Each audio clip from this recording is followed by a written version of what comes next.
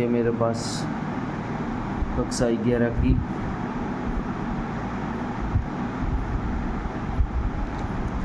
Science की book है, इसको प्राणी विज्ञान कहते हैं।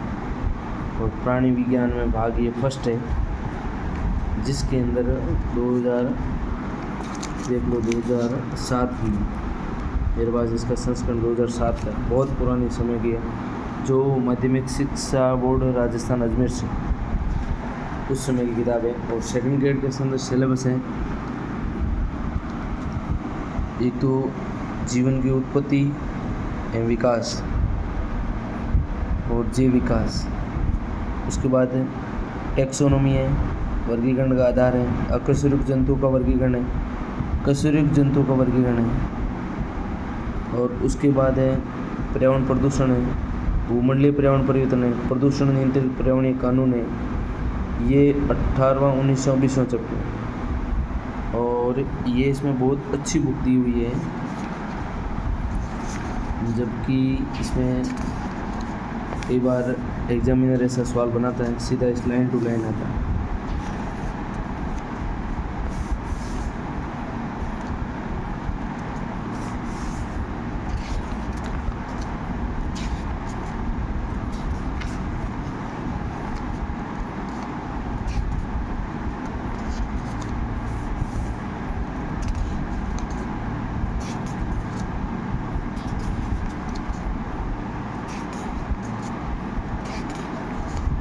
ये जीव विकास ऑर्गेनिक एवोल्यूशन है, इसके अंदर जैव भौगोलिक यहाँ से स्टार्ट हो रहा है ये पार्ट। बहुत शानदार बुक दी हुई, किसी भाई को चाहिए तो संपर्क करें। ये इस बार सेकंड ग्रेड के अंदर क्वेश्चन आया था।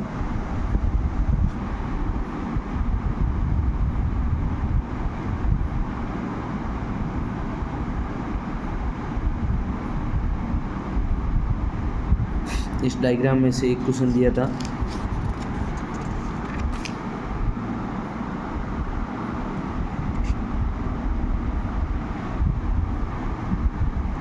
और आगे मैं ऐसे प्रत्येक चैप्टर की वीडियो भेजूंगा, और लाइक और शेयर करें और सब्सक्राइब करें,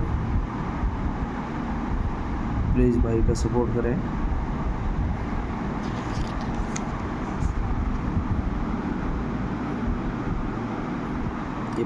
ये पार्ट बहुत शानदार है। इसके अंदर सबसे पहले जैव विकास के सिद्धांत में सबसे पहले लैमार्कवाद या उपार्जित लक्षणों की वंशागति का सिद्धांत पहला ये दिया हुआ है, और दूसरा है लैमार्कवाद की आलोचना, फिर नव लैमार्कवाद ये दिया हुआ है अपने चैप्टर सेकंड ग्रेड में। उसके बाद डार्विनवाद है या प्राकृतिक वर्णवाद है, ये दिया हुआ है, बहुत शानदार दिया हुआ है। फिर उसके बाद है विभिन्न वंशागति, और ये प्राकृतिक वर्ण भी दिया हुआ अपने चैप्टर के, और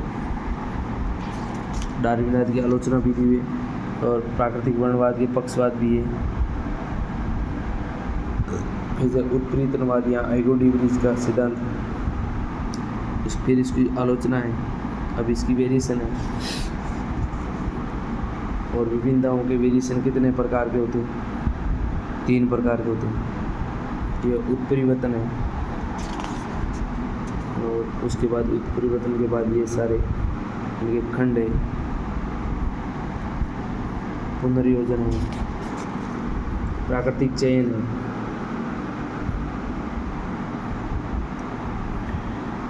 और पृथक्करण भी है, और प्रजातियों का अवधारणा, कॉन्सेप्ट ऑफ स्पाइस, ये सेकंड ग्रेड के अंदर सिलेबस है।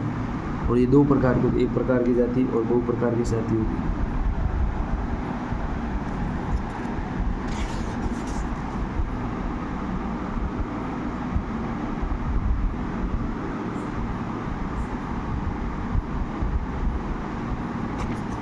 ये इसके अंदर अभ्यास प्रश्न है, बहुत अच्छे प्रश्न दिए हुए, 10 प्रश्न है, 15 प्रश्न है, बहुत अच्छे प्रश्न दिए हुए।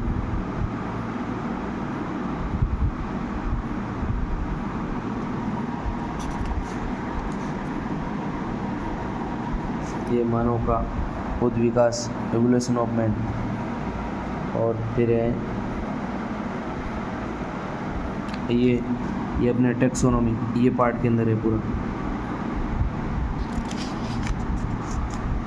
ये टेक्सोनॉमी के ऑर्डर नुमा है, वर्गीकरण के मूलभूत तत्व हैं, नामकरण है, द्विनाम पद्धति है, कैकुलस लीनियस है,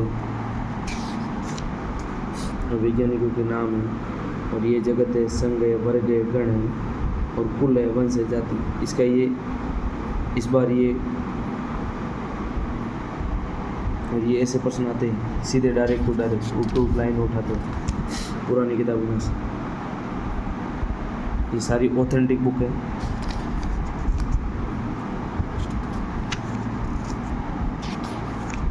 और ये वर्गीकरण का आधार है।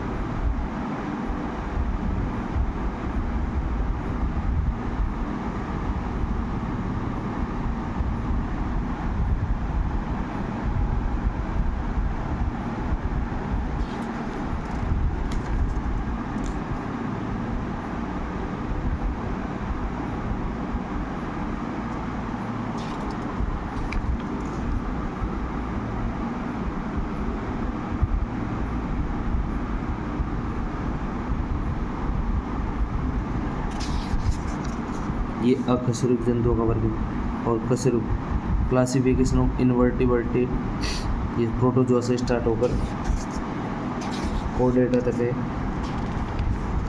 उसके बाद है सिलेंडेट्रा, सिलेंडेट्रा के बाद प्लेटेल्मीज है, बहुत शानदार समझाए हुए। और उसके बाद होता है ये प्लेटेल्मीज वस्कल के सदस्य होते हैं। ये पूरा उनका आर्थिक महत्व दिया हुआ है। फिर निमेटेल्मीज होता है, और उसके बाद एनिलिडा होता है, और एनिलिडा के बाद में होता है अर्थोपोडा। इस बार अर्थोपोडा का क्वेश्चन आया था, सीधी लाइन उठी थी यहाँ से, संधि युक्त अर्थोपोडा का नाम दिया था, और यहाँ से ये प्रश्न बना था।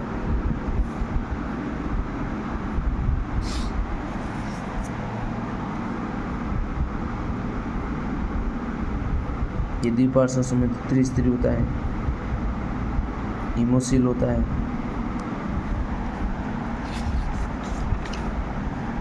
ये मोलस्का होता है, ये मोलस्का होता है, और ये काइनोडर्मेटा होता है, हेमिकोडेटा होता है। फिर होता है कशेरुक जंतु कोडेटा पस्टरजु।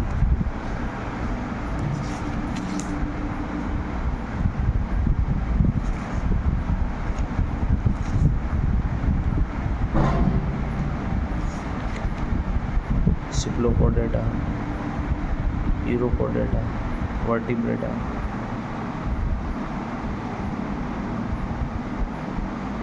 साइक्लोस्टोमेटा,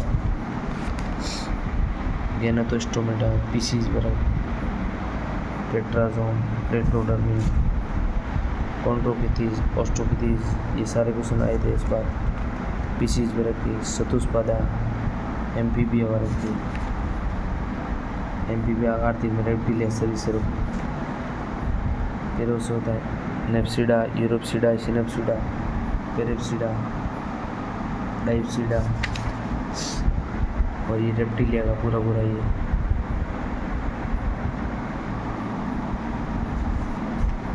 और नियोर्थिस, ये aves,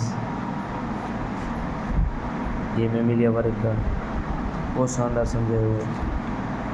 Prototheria, Metatheria, Eutheria, Mammalia का आर्थिक में लगता है। ऐसे पूरा इसके कितने